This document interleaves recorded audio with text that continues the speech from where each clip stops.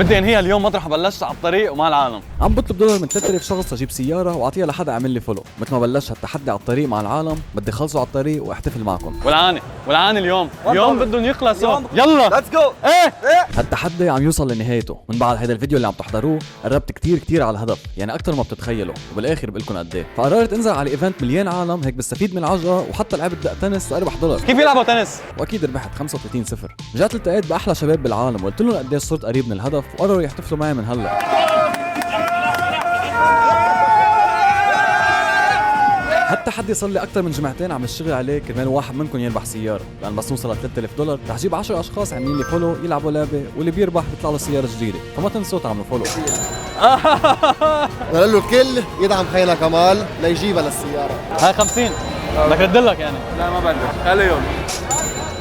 ما حكذب عليكم، ضيعت شوي وقت بالايفنت، بس خليت الهدف براسي ما وقفت وطلع مصاري من بعدها. هو كنت حوصل بس دفعت لها هي تحمل العلبه فخف البادجت شوي.